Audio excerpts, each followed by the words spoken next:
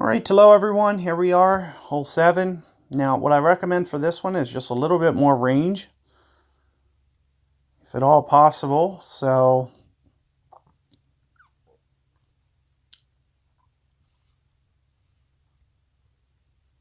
we can get away with quarterback. I'm assuming quarterback, sniper, Goliath. We won't even need a Goliath, so I can switch back to backbone here.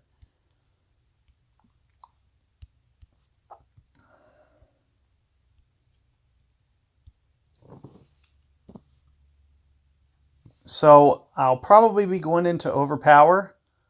So using a +5 is what I usually do when I use overpower.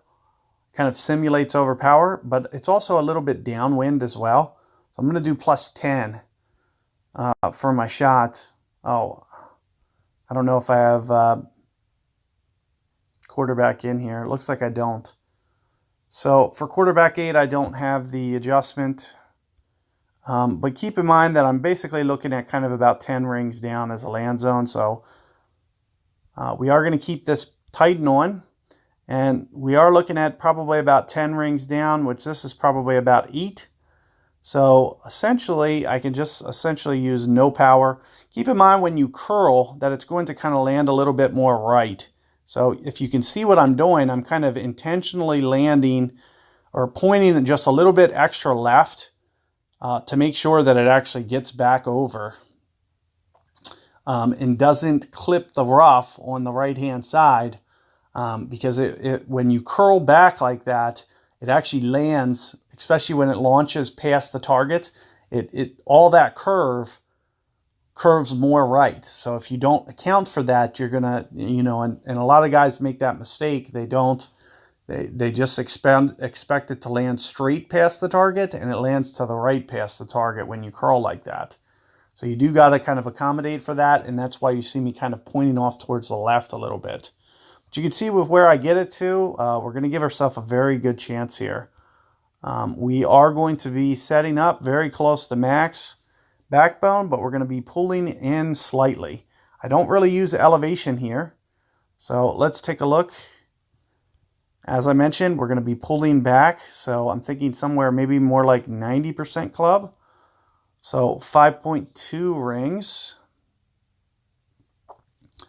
Another thing that you might see is I might have this pointed on the rough where it's set up, but I expect it to kind of expand out slightly.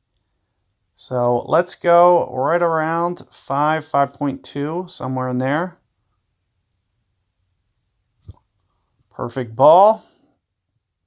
And just try to predict your ball guide offset as good as you can. There you can see I just kind of maybe accounted for just a little bit too much, and you can see that it goes off to the right. But do keep in mind that it's kind of stretching out. So it looks like the ball guide is pointed in the rough on the second hop, but it's going to stretch out. So if your ball guide looks like that, just make sure that it's barely touching the rough.